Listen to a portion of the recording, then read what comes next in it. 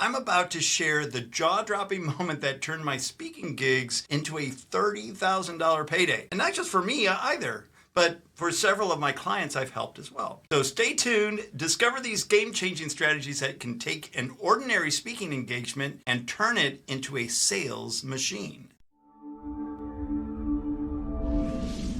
Hey, I'm Tom Jacobs, and in my career in sales and selling from the stage, I've had my fair share of those ups and downs, unfortunately. And that has definitely shaped the way that I help my clients make sure that they don't make the same mistakes I did. And in today's video, I'm going to be helping you as well turn your regular talk into a selling machine. In today's digital age, growing your speaking career isn't just about sharing ideas. It's a powerful way to open up doors to ongoing sales opportunities. By leveraging your voice and expertise, you can build on those lasting connections, expand your reach, and create multiple streams of income that continue long after the speech is over. And that's whether it's virtual, webinar type of program, or in person where you're actually speaking on a stage. Because speaking offers a unique platform that positions you as the thought leader while also the opportunity to generate sales and new business. But a lot of speakers forget about that last part. And that's exactly what we're going to be talking about today, to turn those speaking engagements into money-making machines so that you can help more people. Now let's be real for a second. Breaking into the speaking industry today can feel like you're trying to get into an exclusive club, with the long line and the velvet ropes, and you need a secret handshake to just get into it. But securing paying clients, that's often the biggest hurdle for new speakers. Everyone wants to speak, well, those that aren't afraid of speaking anyway, but not everybody wants to pay to hear you, especially if you're starting out. And let's not forget the challenge of branding your speech as well. With everyone vying for attention on social media and on YouTube and all of that, it's not enough to just have something to say. You need to build a brand that screams, "Listen to me," and showcases your unique voice, style, and expertise. But even when you've got the gig, the pressure doesn't end there. Seasoned pros will tell you that the pre-event jitters never goes away. And I gotta tell you, it doesn't. It actually energizes me to make sure that I am delivering the best material and making the best sales opportunity out of every speech. And no matter how many stages you're graced with, it's all about learning to harness those nerves, turning them into energy that works for you instead of against you. And trust me, it does take practice, preparation, and sometimes a pep talk in the mirror. The reality is, mastering the art of public speaking is one thing, but getting people to invest in your voice, that's where the real challenge begins. And it's an ongoing game we have to play, especially if we want to grow your business. So how do we grow your passion for speaking into a money-making machine that produces a result for your business? It's more than just stepping onto a stage and delivering a great talk, or advertising a webinar and having people join the webinar and you're giving great information. Success in the speaking world comes from mastering a combination of doing the actual teaching, but also being able to sell your services at the end of that talk so people feel empowered to take that next action. Let's dive into a few essential strategies that can help you rise above the noise, stand out in a competitive industry, and help you build a business while also speaking from the stage. Tip number 1, network like a pro. Of course, you need to do that without being like a robot.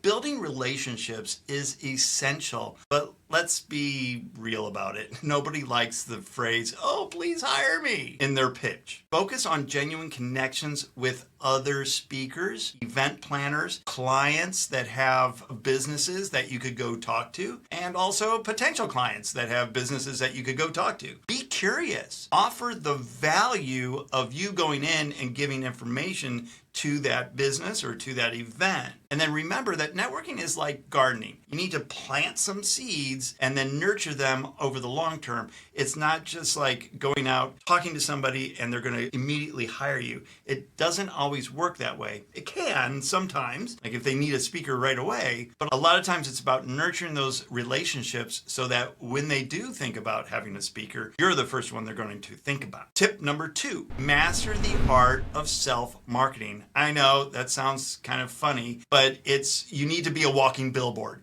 You can't just let somebody else market for you. Nobody's going to do it except for you. And yes, you do need to promote yourself without turning into a 24/7 infomercial. You need to create that content that entertains and educates. That couple videos ago, I talked about the edutainment and the infotainment that you need to create. But think videos, podcasts, blog posts that show off your expertise while building your brand. You need to position yourself above everybody else as the go-to thought leader in your industry, and then those speaking gigs will automatically kind of follow through on it. Tip number 3, always be learning and always be practicing. One thing that I love to do is listen to stand-up comics, because stand-up comics know how to engage an audience and keep them engaged over the course of their set. They're able to adapt on the fly and deliver with confidence. So you need to learn from them, watch, practice, and test new techniques, and then refine your storytelling. Every comic is a little bit different in terms of how they tell their stories, but there is a commonality.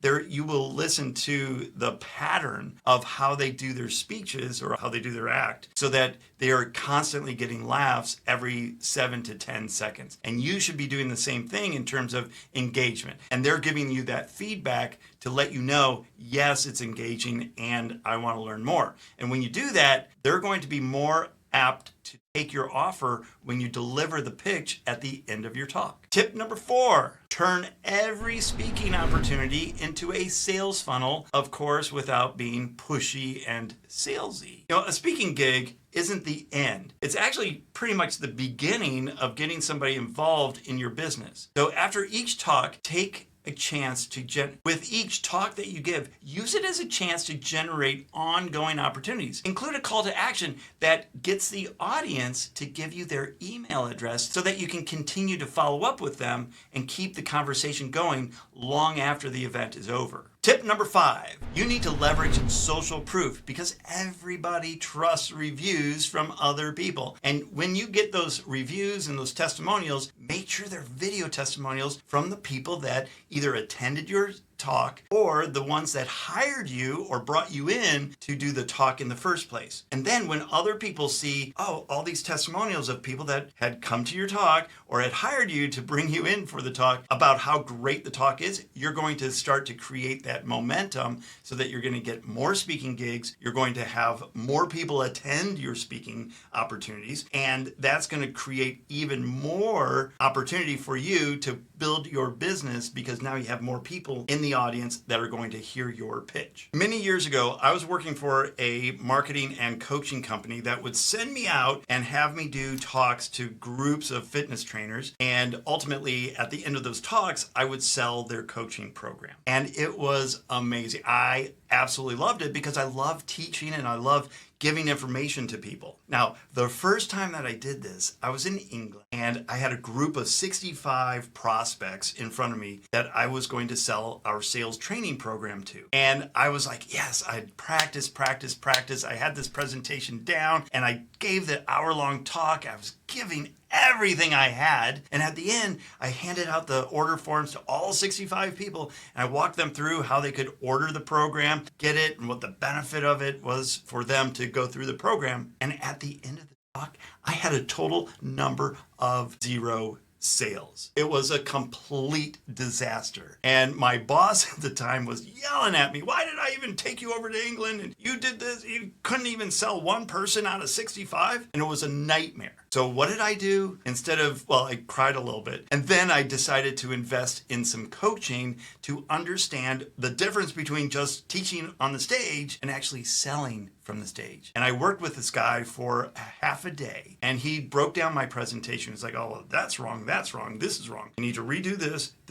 And we redid my whole presentation. And 2 weeks later, I had another presentation in England as well. This time I had 10 people in the room that were potential prospects. And at the end of the day, it was actually a 5-hour presentation and teaching opportunity. But at the end of the day, all 10 people bought, and it was a $35,000 payday on one day of talking. 100% close rate. I was elated. My boss was like, oh, well, that's a turnaround. Of course, because I understood the difference between just giving a talk in education and giving a talk to spur somebody to purchase a program or take an action at the end of it. And this doesn't just happen for me, but for some of the students that I've worked with and clients that I've worked with. I had one guy, Rick Streb. He came to me and was like, I need to redo my talk so that when I sell a lot of people in my audience, and that hasn't been happening. So we went through his talk and changed it up a bit, and he gave his talk, and he called me up the next day. He was like, dude, whatever we did was amazing because I sold $25,000 at that 1 hour talk. And that's happened over and over and over again.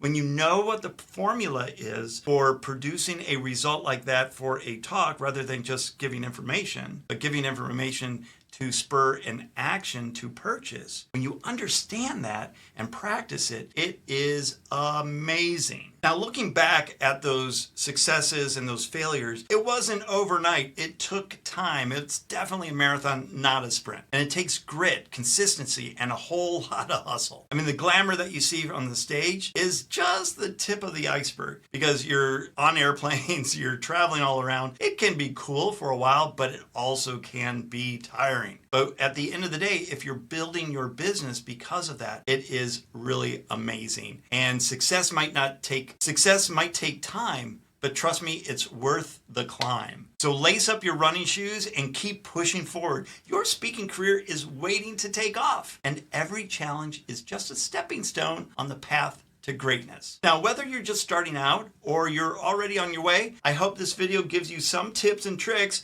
on what you can do to really take it to the next level. And I've also provided a really cool resource that's going to help you redo your story so that it's super compelling and spurs people to take an action. That's called my storybook. The link is going to be down in the comments or the descriptions. So make sure you grab that and let me know how it works out for you. And until next time, you have